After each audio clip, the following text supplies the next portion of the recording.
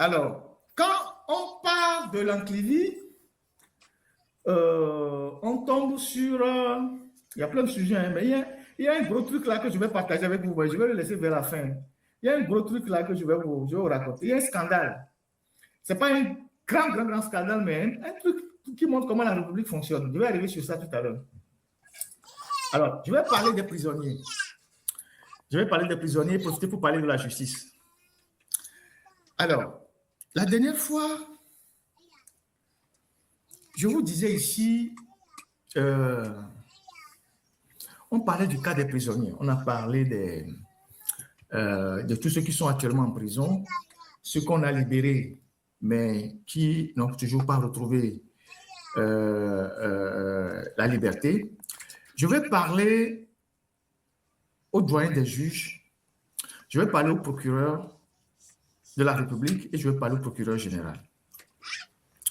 C'est important que je parle à ces gens-là et que je leur rappelle que cette vie-là nous réserve des surprises.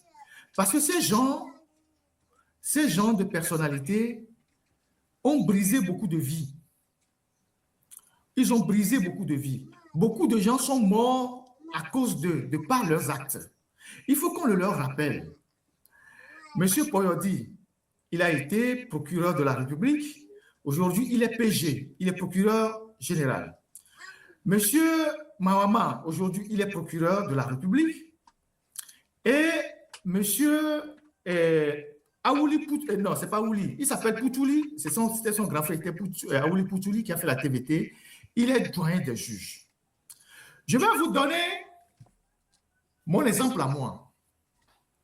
Dans cette vie, il faut faire très attention aux actes que nous posons. Parce que tous les actes que nous posons dans cette vie, il y a ce que les gens appellent le karma.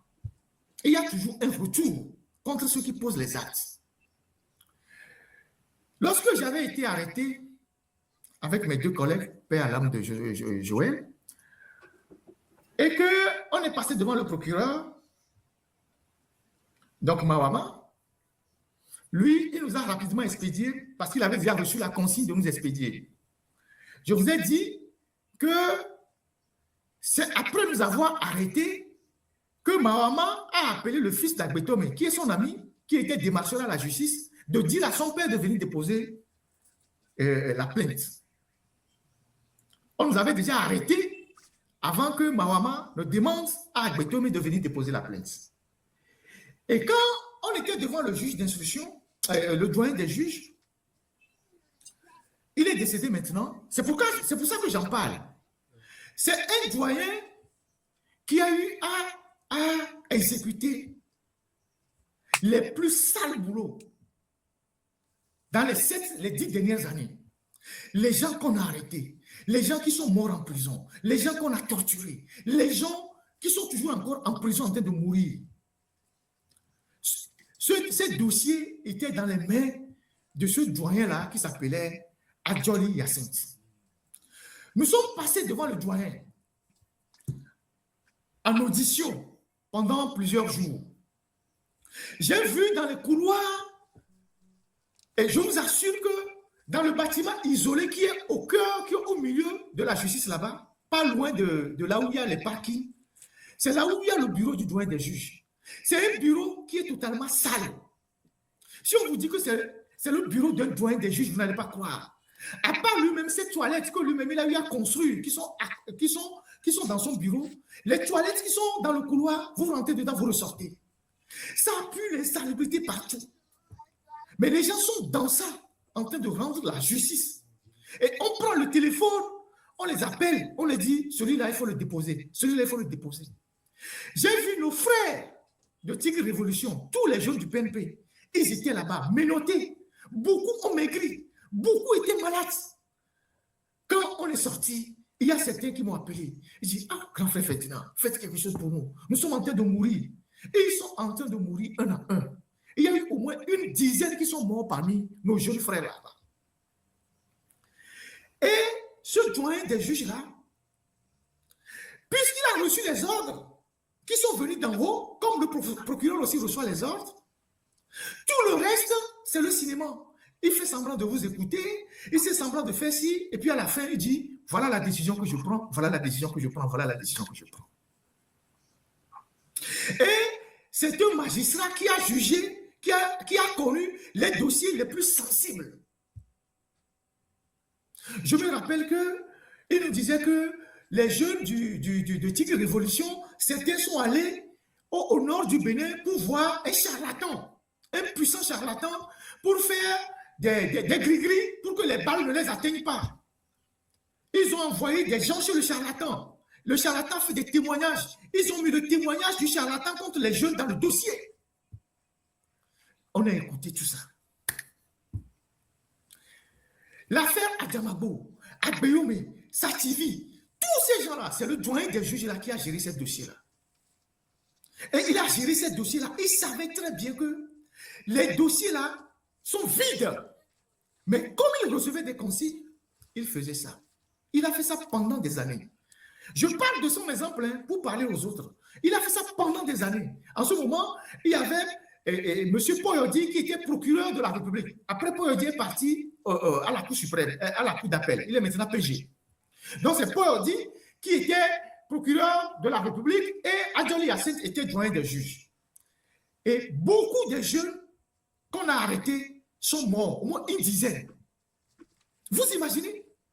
Une dizaine de jeunes qui ont été torturés. Quand vous recevez des gens qui vous avouent qu'ils ont été torturés à la police, qu'ils ont été torturés à l'ANR, le juge, il ouvre une enquête contre les tortionnaires et il libère la personne. Parce que les aveux qui ont été recueillis sous la torture. C'est ce qu'on leur apprend à l'école de magistrature. Mais ils passent outre ça et ils détruisent la vie des gens. Ils détruisent la vie des gens. Alors, ce doyen des juges, il était aussi, il participait aussi à beaucoup de conférences avec le CENTIF et tout ça. Entre-temps, on fait des affectations et on le sort. Ils ont peut-être commencé par douter de lui. Ils ont commencé par douter de lui. Je ne sais pas s'il a bavardé quelque part ou il a parlé quelque part. Vous savez ce qu'ils ont fait? Parce que la dernière fois, je vous ai dit qu'ils forment des unités spéciales qui rentrent chez les gens à la maison sans effraction. Vous êtes à la maison, quelqu'un rentre sur vous à la maison sans effraction, dans votre chambre. Vous ne savez pas comment il a ouvert la porte. Ils ont déjà comme ça qu'ils ont formé à Lomé. C'est pour ça que vous voyez à Lomé là-bas ou au Togo, un matin, on apprend que quelqu'un il est mort dans sa chambre. Au Bobé, il est mort dans sa chambre. Ou bien, il est mort dans la douche. Il est mort dans sa chambre, il est mort dans la douche. Ce sont des assassinats déguisés. C'est des gens qui sont spécialisés, qui exécutent des basses désordres. Donc, quelque temps avant la mort de ce doyen des juges-là, je ne sais pas s'il a bavardé quelque part. Les gens disent qu'il était dépassé par ce qu'on lui demandait de faire. Il voulait trouver un moyen pour aller à l'international. Je ne sais pas, je ne connais pas la vérité. Mais il s'est fait que quelques semaines, quelques mois avant qu'il ne meure mystérieusement, il y a des gens qui sont arrivés dans sa maison de façon opération kamikaze. Des gens, des barbouzes sont arrivés dans sa maison par effraction. Il ne sait pas comment ils sont rentrés dans sa maison. Ils ont pris son ordinateur principal et ils ont disparu. Des gens sont rentrés chez lui et ils ont pris son ordinateur principal. Ils n'ont pris que l'ordinateur. Ils sont partis. Vous voyez? Et les gens ont disparu. Après, dans le remaniement, dans les affectations, il a été affecté. Ils l'ont sorti doyen des juges pour le mettre vice-président du tribunal de Lomé.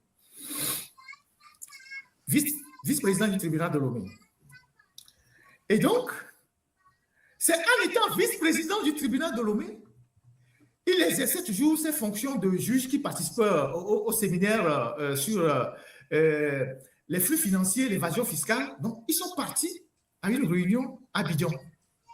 Ils étaient 2 ou 3. Il y avait le procureur général là-dedans, dans la réunion, dans le voyage.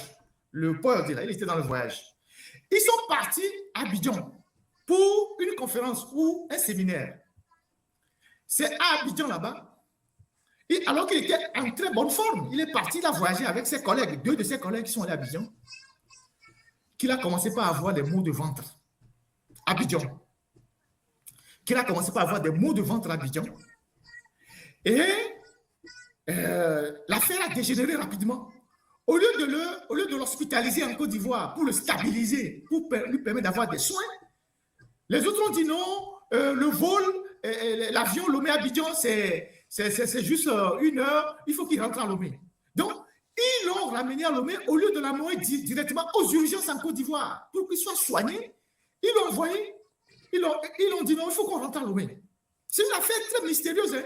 Ils disent non, il faut qu'on rentre à Lomé. Il est rentré à Lomé dans un fauteuil roulant, en train de se tordre de douleur. On le prend immédiatement de l'aéroport, je pense qu'on l'amène à Tocoin ou bien à Doc Talafia, et puis il décède dans les heures qui suivent. Il décède dans les heures qui suivent. Il s'appelle Yacine Adjoli, c'est lui qui a connu notre dossier. Il décède dans les heures qui suivent, et son décès a provoqué quelque chose d'assez effrayant, non seulement dans la magistrature, mais aussi dans sa famille, parce que les gens se sont dit, il s'est passé quelque chose. Même son inhumation, il y a eu toute une polémique autour de son inhumation. Alors, voilà quelqu'un qui a servi pendant des années le système, qui a participé dans son rôle de doyen des juges à détruire des vies des gens. Et un matin, je présume que le système s'est débarrassé de lui comme ça. Alors, je parle de son exemple pour interpeller l'actuel doyen des juges, celui qui a pris sa place, M. Poutouli. Ce qu'on vous dit de faire et que vous faites avec enthousiasme et que vous le faites sans gêne, vous déposez les gens en prison, vous les maintenez en prison, vous savez que c'est des innocents. Sachez que le système que vous êtes en train de servir là, d'autres ont fait ça avant vous. Le bureau que vous occupez là, quelqu'un d'autre a occupé ce bureau avant vous. Mais voilà les conditions dans lesquelles il est mort. Si vous avez la crainte de Dieu, réfléchissez quand on vous donne les ordres de déposer telle personne en prison avant d'agir. Le dossier Yakadé, tu sais très bien que c'est un dossier qui est vide, mais tu as déposé cette dame-là. Il y a d'autres dossiers de prisonniers. Vous arrêtez les gens, vous les déposez. Donc, je tiens à t'interpeller directement. Et puis, sachez que Faure Gnassingbé, le règne de Faure Gnassingbé n'est pas un règne éternel. Faure Gnassingbé n'est pas un immortel. Il finira d'une manière, pas d'une autre, pas partir. Et c'est vous qui allez assumer les actes que vous posez aujourd'hui. Parce que ces actes que vous posez aujourd'hui détruisent des familles, détruisent des gens, détruisent des communautés. Et vous allez en payer le prix, y compris le procureur, M. Mawama. M. Poyodi, il y a des juges de la Cour suprême, de la Cour d'appel. C'est vous qui avez connu le dossier des gens de Tigre Révolution. C'est vous qui avez tout fait en tant que représentant du parti pour que ces enfants restent en prison. Ils en sont morts. Plusieurs sont morts. Mais vous dites que vous êtes des chrétiens. Dimanche, vous allez à l'église. Vous priez Dieu. Vous dansez. Mais à cause des biens de ce monde, de votre confort personnel, vous recevez des consignes de votre ministre, puisque vous dépendez du ministre de la Justice, puisque vous êtes au parquet, pour appliquer des lois iniques contre les citoyens. C'est vous qui avez connu ces dossiers-là au niveau du tribunal de Lomé, en tant que procureur de la République. Et beaucoup de ces enfants sont morts. À la Cour suprême, il y a eu des juges qui ont eu le courage d'ordonner la libération des 12 derniers prisonniers de cette histoire de Tigre Révolution. Les voilà, ceux qui sont encore en prison. Il y a eu des juges courageux à la Cour suprême qui ont décidé, non, à la Cour d'appel, qui ont décidé de libérer ces compatriotes-là. Des gens qui font déjà 10 ans, combien d'années en prison. Certains sont même morts vivants. Quand vous les voyez, vous ne savez même pas s'ils vont encore tenir. Ils sont morts vivants. Il va à une église réveillée, je ne sais pas laquelle, je pense que ce n'est pas... Il y a une église dans laquelle il va. Et donc, c'est vous, les juges ont décidé de libérer ces gens-là. Depuis 3 ou 4 mois, vous les maintenez en prison. Puisque le juge a tranché, ce n'est pas le juge qui les sort de prison. C'est vous, en tant que procureur général, qui devez ordonner leur sortie de prison. Et vous les maintenez en prison. Et ces jeunes-là, aujourd'hui, ont entamé une grève de la faim. Ils sont libérés sur le papier, mais vous les maintenez en prison. C'est des jeunes qui ont de la famille, qui ont des enfants, qui ont des femmes. Ils sont en train de mourir un à un. Il y a 10 qui sont déjà morts. Mais vous avez le cœur, en tant que procureur général, de les maintenir en prison. Sachez que la roue tourne. La roue tourne. Elle tournera pour vous et pour vos enfants. Ne pensez pas que parce que vous êtes des magistrats, vous êtes des juges, donc que demain là, rien ne vous arrivera. Faure Gnassingbé là, c'est un être humain. Un pouvoir politique, ça peut s'effondrer à tout moment. Et le pouvoir togolais aujourd'hui, c'est un pouvoir qui est disloquant. C'est un pouvoir qui a des difficultés. C'est un pouvoir qui a des difficultés. Et vous continuez pas à faire le zèle pour détruire des vies. Ah, il va à l'église de Pentecôte. Ah, voilà. Il faut interpeller leurs pasteurs. Interpellez les pasteurs de l'église pentecôtiste. Là où il va prier, interpellez-les. Vous détruisez des vies pour le plaisir d'un homme qui va quitter le pouvoir demain et qui va vous lâcher. Le juge Adjoli, qui a servi pendant des années, si on lui avait dit que c'est comme ça qu'il allait finir, il n'allait jamais faire ça. Personne ne se soucie peut-être aujourd'hui de ses enfants. Il avait des enfants de bas âge quand il mourait. Et vous faites ça. Vous détruisez la vie des gens qui sont encore en prison et dont la justice même a ordonné la libération. Et comme vous êtes au parquet, vous avez reçu des consignes politiques pour les maintenir en prison. Et ils sont en train de mourir petit à petit. Et vous dites que vous êtes procureur général. L'histoire va vous rattraper. Je parle avec une certaine rage pour que si vous avez encore une conscience, vous interrogez votre conscience. Faure Gnassingbé que tu vois là, c'était un être humain. Demain, il peut tomber. Je ne le souhaite pas. Dieu seul sait pourquoi il fait les allers-retours à Milan ces temps-ci. Dieu seul sait pourquoi il fait ça. Pourquoi il court à Milan ces temps-ci. Dieu seul sait. Je sais aussi en partie, mais je ne vais pas dire. Mais Dieu seul sait. Donc, ce que vous êtes en train de faire au Togo là, ça risque de vous rattraper. Vous, vos enfants et vos familles. Ne pensez pas que vous allez détruire la vie des gens et la vôtre ne sera pas détruite. Continuez pas à maintenir les innocents en prison. Continuez pas à prendre l'argent à gauche et à droite, recevoir des consignes pour maintenir les gens en prison. Les affections là, ils sont en prison parce qu'ils ont pris photo. Prendre une photo au Togo est devenu un délit. Une simple photo, c'est devenu un délit. Omolou est au SCRIC depuis 4 ou 5 ans, totalement malade, affaibli. Il a des infections partout. Son corps est en train de pourrir. Parce que avant qu'il ne vienne au Togo se faire arrêter, il avait subi une opération. Et cette opération qu'il a subie au niveau de la hanche, il n'a pas pu se soigner avant d'être arrêté. Et depuis, il a été infecté partout. Cette partie-là est en train de pourrir. Il n'a pas droit aux soins. Les balais sont là-bas en train de torturer les gens. Vous avez vu les Américains, ils ont envoyé au Burkina quelqu'un qui était mêlé à un coup d'État au Burkina cette semaine. Ils ont annulé son séjour, ils l'ont renvoyé au Burkina parce que c'est un tortionnaire. Ils l'ont renvoyé au Burkina, aux États-Unis. C'est des choses qui vont arriver. Vous pensez que vous allez faire des bêtises, vous allez venir vous cacher quelque part. Ça n'arrivera pas. Et donc, Omolou est en train de mourir.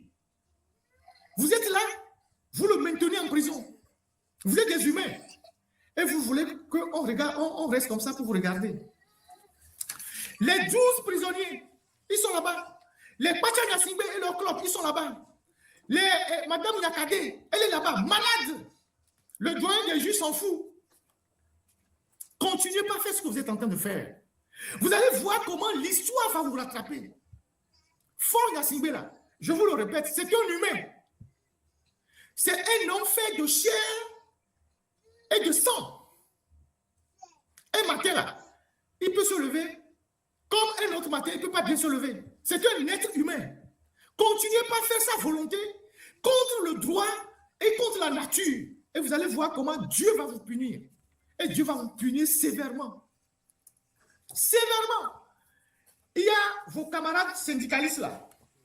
Le 1er mai, Union syndicale des magistrats du Togo, qui ont lu une déclaration devant le ministre Adjourouvi. Et ils ont eu le courage de dénoncer l'instrumentalisation de la justice. Monsieur le ministre, ça c'est la déclaration. Donc j'ai pu me procurer une copie. Lu par vos propres collègues magistrats. Au moins il y a encore quelques magistrats qui sont intègres, dans le corps judiciaire et qui interpelle de temps en temps les autorités. Monsieur le ministre,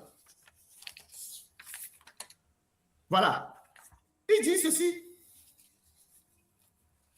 Il rappelle au ministre ses propres propos. Et puis après, il dit ceci. Monsieur le ministre, il est plus que temps. Ce sont les magistrats qui disent ça. Hein. C'est la lettre qu'ils ont lue devant le ministre, le premier mai. Monsieur le ministre, il est plus que temps que cette instrumentalisation cesse, car elle fait davantage du mal au pays qu'aux acteurs visés. En effet, aucun investisseur étranger ne peut envisager de s'installer dans un pays où la justice est officiellement présentée comme l'institution la plus corrompue. C'est les magistrats qui ont lu ça devant le ministre de la Justice, le 1er mai.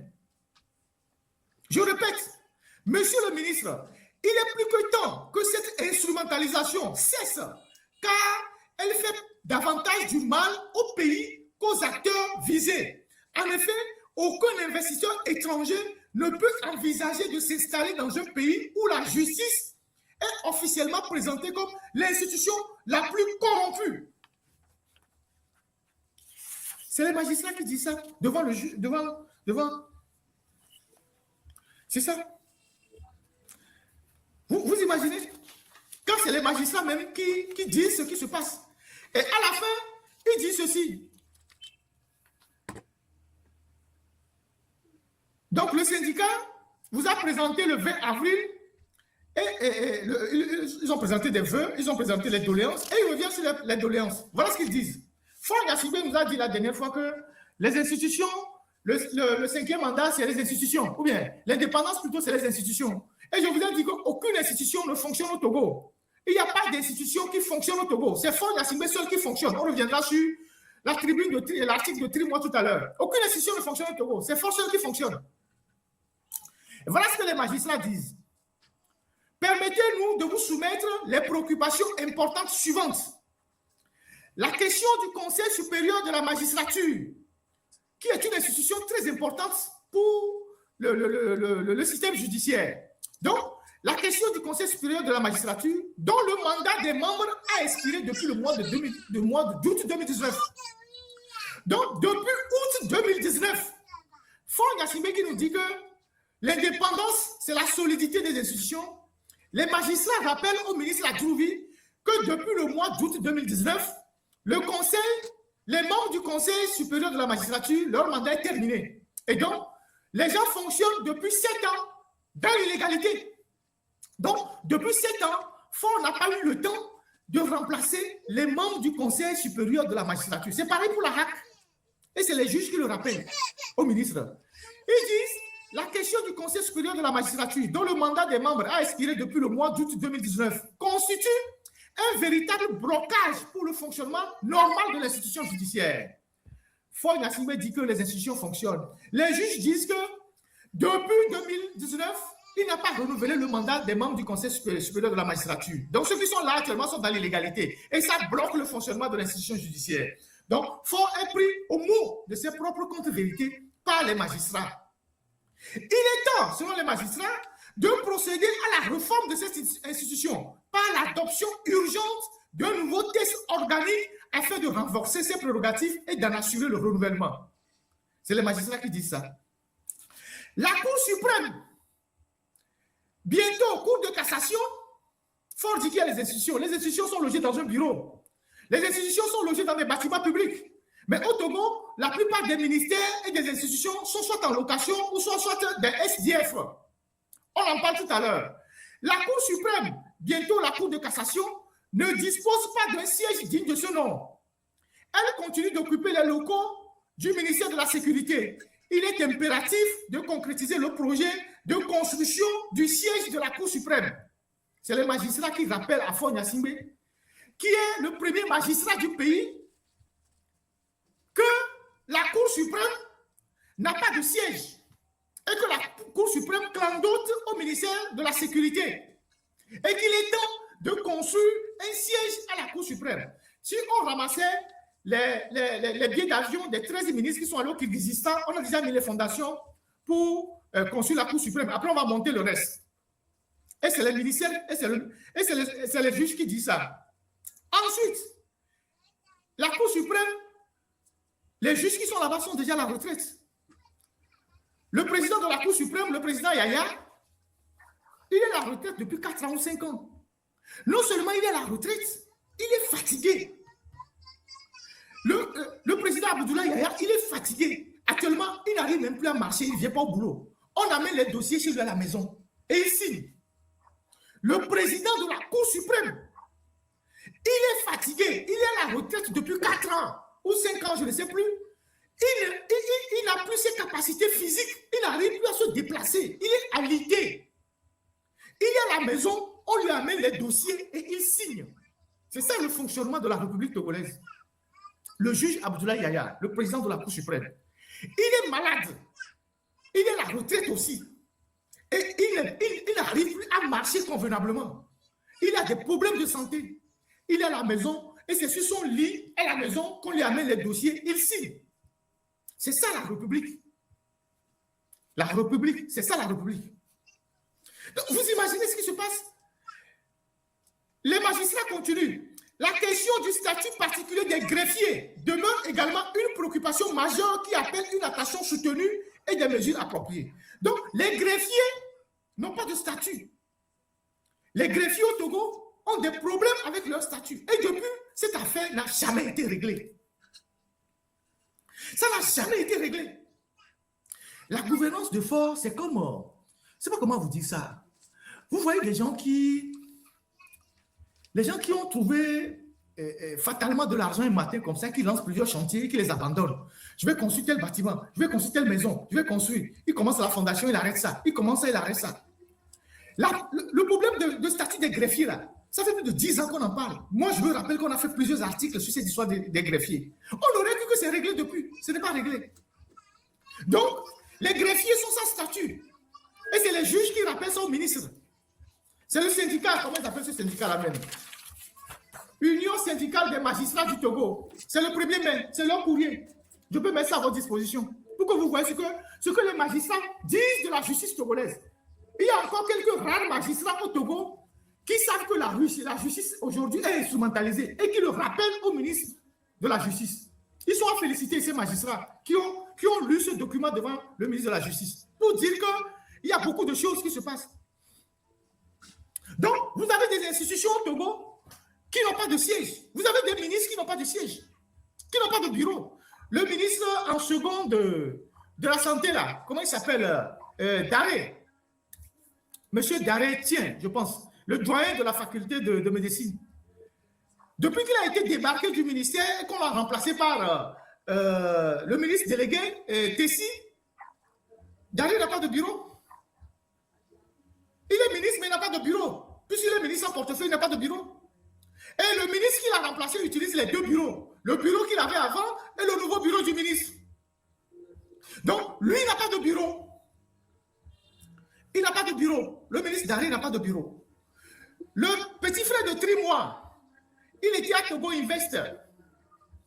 Le petit frère de Trimois, il était à Togo Invest avant d'être nommé ministre.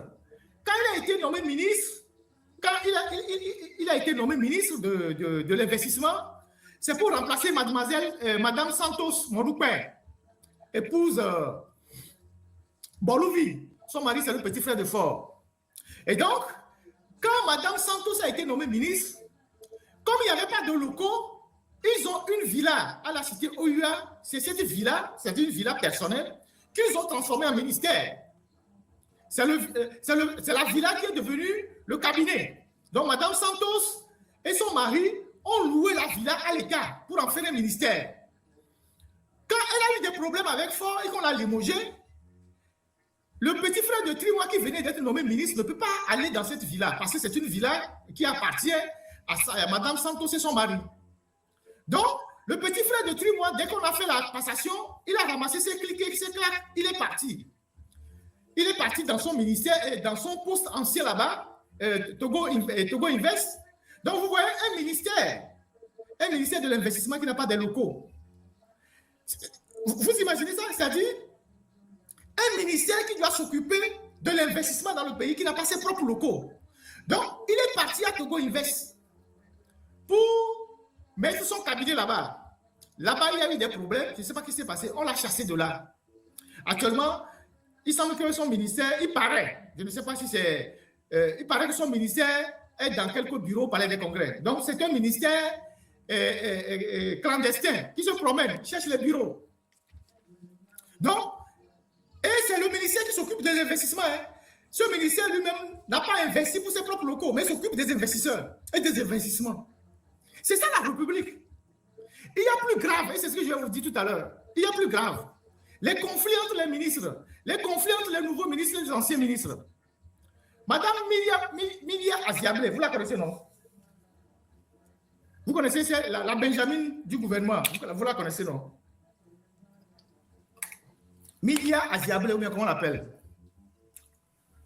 Vous la connaissez? Elle était la Benjamin du gouvernement. Elle a fait le ministère des Mines, elle a fait le ministère de l'eau. C'est elle qui s'achetait les groupes électrogènes à la société. Elle faisait ses magouilles et tout ça là. Voilà, c'est elle ça. Alors, il y a plus grave, et c'est ce que je vais vous dire. Ouvrez bien vos oreilles. Alors, elle était précédemment ministre de l'eau. Et de quoi? Hydraulique, villageois, je ne sais pas quoi. Et elle a été éjectée du gouvernement. Et puis après, on l'a reconduite à la commande publique. Il y a beaucoup d'argent aussi à la commande publique. Et elle a été remplacée par Sénat Alipuy, je pense. Sénat Alipuy. Je pense que c'est lui qui est actuellement ministre de l'eau. C'est ça, non? Sénat Alipuy. Voilà. Alors, donc, Madame Myriam Aziablé n'est plus ministre. Elle est directrice de la commande publique. Un matin, il y a cela quelques jours, elle débarque au ministère de Sénat Alipuy avec un taxi bagage pour ramasser tous les meubles du ministre en disant que c'est elle qui a acheté les meubles. Il y a cela quelques jours, un matin, elle débarque au ministère de Sénat Alipuy. Elle ramasse tous les meubles du ministre. Dit que c'est en son temps qu'on a acheté les meubles, que Alipuy aussi n'a qu'à acheter ses meubles. C'est la République, ça. C'est la République, ça. Les gens étaient tétanisés dans le cabinet là-bas. Elle est venue, elle a ramassé tous les meubles. Donc, pendant 24 heures, Alipuy était debout dans son bureau. Il n'y avait pas de meubles. Elle a tout ramassé. Elle est partie avec. C'est ça la République togolaise. Elle est venue avec taxi bagage. Dit que tout ça, c'est pour elle. Comme si le Togo n'avait pas une direction du matériel pour s'occuper du matériel dans les bureaux, qui achète le matériel pour les ministres et tout ça. Dans un pays normal, c'est la direction du matériel qui s'occupe de tout ça. Qui veille à ce que... Mais au Togo, c'est n'importe qui fait ce qu'il veut. Donc, elle va dans le ministère d'Alipuy. En plein, il y avait le cabinet, il y avait les gens. Elle vient dire que ce sont ses meubles. Elle ramasse tout. Et le ministre, il s'est retrouvé, si vous connaissez des menuisiers à Lomé, il faut aller offrir des chaises au ministre. Le ministre s'est retrouvé sans bureau. C'est ça la République et l'impunité que faut garantir à certaines personnes. La République, la République. Si elle a eu le courage ou le toupet d'aller faire ça avec un de ses collègues, un ancien collègue du gouvernement, c'est qu'elle a mis le pied sur quelque chose. Vrai ou faux? C'est qu'elle est adossée à quelqu'un ou à un mur solide, plus que le mur d'Alipuy, pour faire ça. Elle a fait subir une humiliation à un ministre qui est au gouvernement. Elle allait ramasser les meubles. Donc, c'est maintenant qu'Alipuy aussi va aller chercher d'autres meubles. Peut-être qu'un jour, si Alipuy aussi a changé, lui aussi va partir avec ses meubles. C'est ça la République. Et il n'y a pas une direction de matériel dans ce pays-là pour veiller sur les meubles que l'État dépense de l'argent pour acheter. Parce que chez nous au Togo, l'administration est devenue un poids pour la République. À chaque fois qu'on nomme quelqu'un qui vient dans un bureau, il dit oui, je ne vais pas utiliser telle chaise parce que mon prédécesseur a fait des gris-gris, il faut me changer les rideaux, il faut changer. Il y a même certains qui changent même jusqu'à changer les carreaux. Certains changent même les climatiseurs, alors qu'ils n'ont pas le droit. Quand on te nomme ministre, tu viens, tu travailles, tu repars. On n'a pas besoin chaque année de changer des meubles des ministres. Il y a les ministres qui arrivent, ils changent tout, rideaux, tout. Ils changent même les canapés, tout. Les carreaux même. Parce que les gens vivent dans la superstition. Et ça, c'est des pertes énormes d'argent pour le pays. Parce qu'on est obligé de dépenser tout le temps de l'argent pour acheter des meubles pour les ministres, pour changer les rideaux, pour changer les climatiseurs, pour changer les frigos. Il y a des ministres qui arrivent et disent que le frigo là qui est dans le bureau du ministère, c'est pour l'ancien. Lui, il craint que c'est empoisonné. On enlève ça, on lui achète un nouveau frigo. Et tout ça, ce sont des dépenses inutiles qui détruisent la République. Et c'est là que dans une dictature que vous voyez des choses comme ça. Donc, elle est venue ramasser les meubles. Elle est plus. Du courage. C'est la vie. Quand on est dans la jungle, c'est la loi de la jungle. Et au Togo, dans la jungle togolaise, c'est les femmes qui sont plus fortes que les hommes. Ce sont elles qui dictent la loi parce qu'elles sont adossées à un mur qui est plus puissant que celui des hommes. J'ai parlé. Celui qui a les oreilles, il peut comprendre. Donc, vous pouvez aider à l'UPI à avoir un instant, un détail. Quand je parle, je n'ai pas les yeux sur le téléphone. Un instant. Donc, évaluer si pour aller plus au bureau. Donc, aller plus à une journée sans table ni chaise. Car Togo est le pays de Sylvanus Olympio et des Foireaux. Et des Foireaux.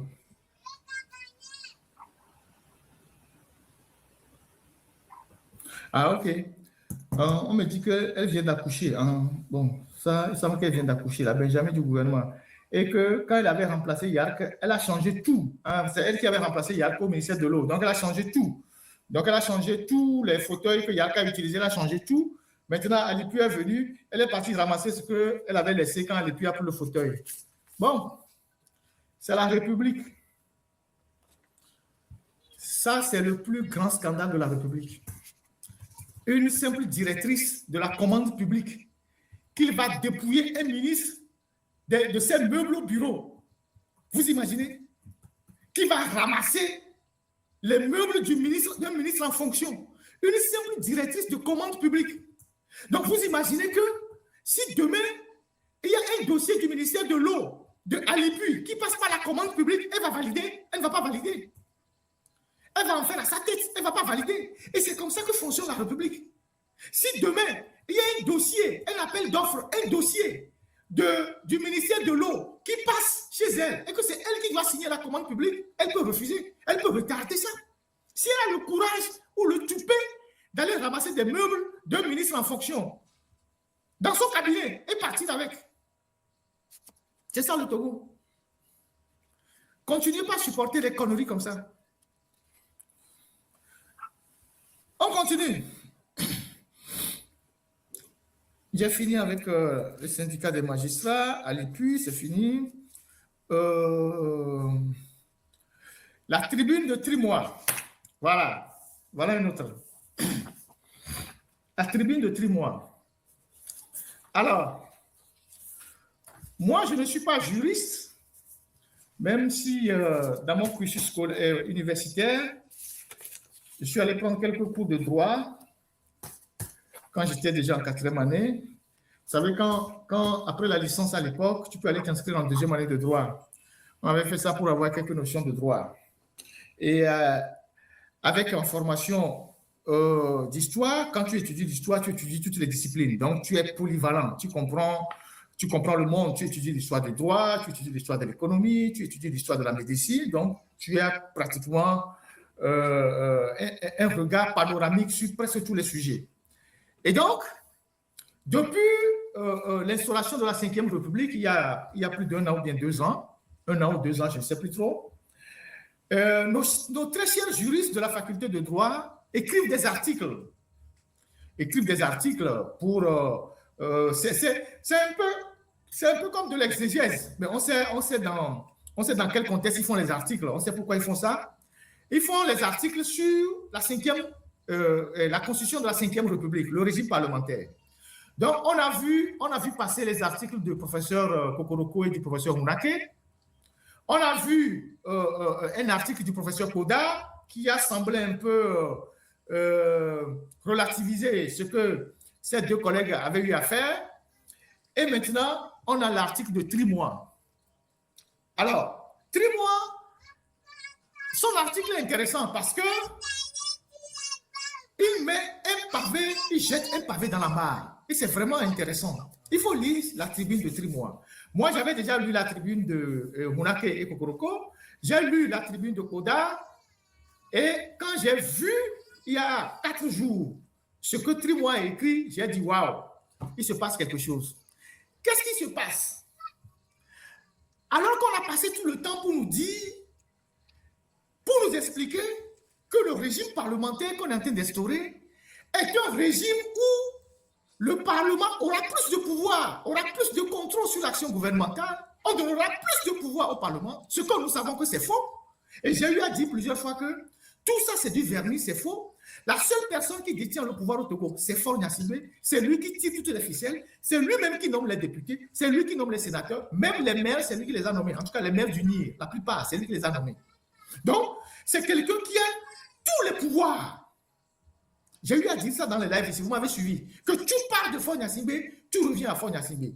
Mais il y a d'autres personnes qui ont voulu nous faire croire le contraire en disant oui, c'est un régime parlementaire. Je vous ai dit comment se fait le vote à l'Assemblée nationale. Les députés du RPT, quand il s'agit de voter, on écrit, on leur donne ça sur papier. Et c'est le SE, le secrétaire exécutif, qui fait ça avec les autres gars de UNIR. Et c'est eux, on les appelle dans une salle, on leur dit c'est ça qu'il faut faire. Vous n'avez pas le droit de faire autre chose. Quand on interpelle les ministres, on dit il faut poser telle question, on écrit les questions, on leur donne. Et donc, Trimois vient apporter de l'eau à notre moulin en disant que, en fait, ce que nous vivons au Togo là, ce n'est pas un régime parlementaire, c'est un césarisme. Vous imaginez? C'est-à-dire, il vient nous dire, c'est là où cette parole a d'autorité parce qu'il est du système. Il vient nous dire que ce que nous vivons là, et que nous tous nous savons que c'est un pouvoir autoritaire et que c'est Faure seul qui incarne le pouvoir, il vient nous le confirmer. Que c'est un régime qui est inspiré du césarisme. Et que le parlementarisme qu'on nous montre là, ce n'est que du vernis. En réalité, celui qui tient tout le pouvoir